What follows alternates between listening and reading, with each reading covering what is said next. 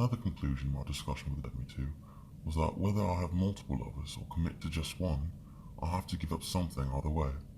He suggested that true freedom was an illusion, because there is always at least one thing which is unattainable. With me being polyamorous, it means that I'll make the sacrifice of allowing someone else to come along and make Matt happy in a monogamous sense. That's a very real possibility, and in my current mode of existence, I've resolved to just accept it. I'm not a jealous or clingy person or a restricting person, and so with polyamory, what happens just happens. I think the poem I wrote on the nature of polyamory says it best. Lovers come and lovers go. With the wind they're taken, it is so. A maelstrom of vibrations accruing and luring to draw us together and fling us apart. Lovers come and lovers leave. They are drawn in time, in peace and eve. They share in comfort and joys of heart, then pack their things, vanish, depart. Lovers come and lovers learn. They pay each other in wisdom earned. They hold each other through tough nights and share their thoughts on benches' heights. They share in sex and love and passion, then leave at morning's glowing fashion. Lovers come and lovers lend a soft ear to bed. What ails you, friend?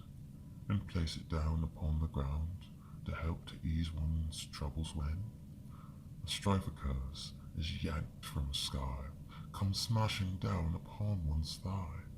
Or rather red trouble, puckered and bruised, sore on its own but worse abused. And there you are, just waving and smiling, no more than I require from a potential darling. My world is afloat in the darkness we share, in the presence of circumstance we might have lain there. A bed, or a friend, or a shop, or a stair, our consecrations mark that we were once there. And so here I wait now, with the new love on the rising, as an old one goes setting on the far, far horizon, comes circling back to show me new things, and goes off once more in search of surprises. For the love that is shared has quite its own purpose, to change the world slowly with the truth of what mirth is. And mine is the same, to help and to broaden, no more and no less, for those who pass through my web of consent and choose not to remain. Lovers come in all shapes and sizes, and while I can appreciate them all, the heart of all matters knows what's best, and so with logic, emotion, and wisdom, I'll call lovers to me, and let them go when they ask to be set free. Because lovers come and lovers go, because lovers leave, and this is so. And that's it. Anyways, I'm sure this goes without saying, but being monogamous means giving up a broad range of potential new experiences for a selection of new experiences alongside someone. And while I can't deny that also has its appeal, it still means making a larger sacrifice for a smaller reward, and logically that doesn't make much sense, although emotionally it can be a rather viable option. But, as anyone who's ever argued with me knows, I don't operate in the simple realms of emotion. But something most people might not be able to tell you, I have powerful emotions which I'll conceal well, perhaps a little too well for most people. The first and last time I operated basically out of emotion, it brought me short-lived and emotionally agonizing experiences. I'm not a masochist. I can appreciate what I've learned from them, but I would not willingly seek to have my heart broken again. Those experiences brought me growth, and that growth is passive, sexually safe, emotionally responsible, and honest polyamory. If you want to get involved with me, you have to know that I'm involved with others. Not constantly, but periodically. And you have to be able to accept that.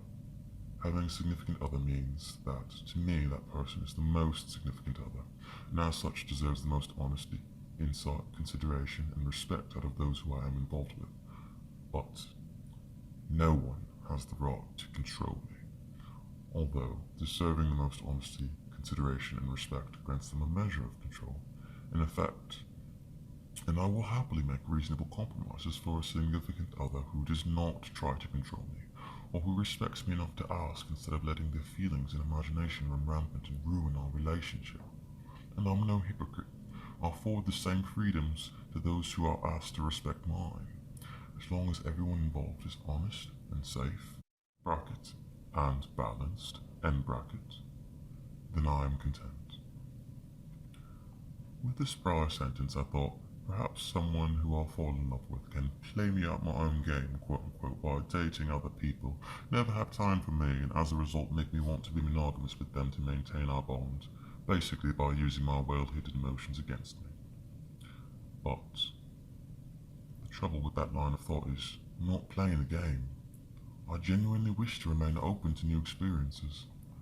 My emotions can be used against me, but chances are that such a ploy will backfire because my emotional responses are atypical.